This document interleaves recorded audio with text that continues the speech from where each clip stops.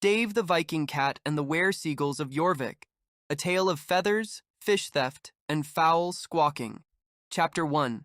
The Screech in the Night. It was a peaceful evening in Yorvik. Bragi the Skald was tuning his lyre, badly. Egil the Berserker was greasing his muscles with butter again, and Dave the Viking Cat was doing what all heroes do in moments of calm, guarding a smoked herring he'd swiped from the Jarl's breakfast table. But then, squaw! A blood-curdling screech echoed over the rooftops. Dave's fur stood on end. Either Bragi's singing again, he muttered, or something far more evil just took flight. Moments later, a terrified villager stumbled into the longhouse. "They're back!" he cried. The Were-Seagulls of Jorvik. Dave narrowed his glowing green eyes. Feathered freaks. Chapter 2. The Curse of the Crescent Beak. The legend was older than the sagas. Once, long ago, a group of ordinary seagulls had stolen a cursed amulet from a druid picnic. Now, every full moon, they transformed into terrifying man-sized gull beasts with glowing eyes, razor talons, and an unnatural obsession with shiny things and unattended pies. They'd once pecked a man's boots clean off. They've already taken 3 sausages, a baby goat, and the Jarl's gold-plated chamber pot. Bragi cried, Egil roared. "They pecked my favorite butterhorn." Dave rose slowly, eyes blazing with purpose. "No one raids this town but me. Time to clip some wings." Chapter 3. Midnight Mayhem in the Meat Hall.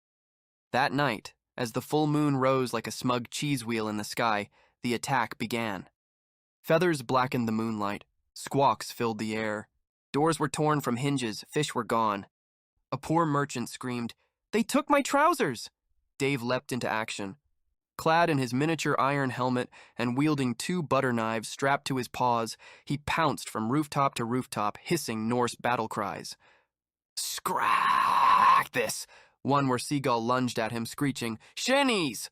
Dave rolled, slashed, and uppercutted it into a rain barrel. Another flapped toward him carrying a stolen cheese wheel. Dave countered with a tailspin so powerful it generated a small thunderclap and knocked the gull straight into Bragi's poorly tuned lyre. "That improved the music," Dave quipped. Chapter 4. The beaconing atop the mead hall, Dave faced their leader, King Gullgrim, the Squawk-Cursed. He was enormous, wings like sails, eyes like boiled turnips, and a beak forged in nightmares. "You dare defy me, furry landscuttler?" Gullgrim cackled. "I defy bad manners and airborne poultry," Dave retorted, licking his paw. The final battle was a blur of feathers, claws, fish bones, and one very confused goat. Dave hurled a smoked eel like a javelin. Gullgrim squawked in horror. "You monster!" "That was my lunch." With a final leap and an epic hiss, Dave tackled the Bird King into a cart of fermented herring. It exploded. Epilogue.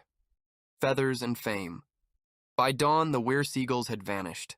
The curse broken, the town saved. The Jarl rewarded Dave with a throne made of fish bones and declared him defender of Yorvik and enemy of beaky things. Egil cried tears of butter. Bragi sang a saga titled The Cat Who Clawed the Moon.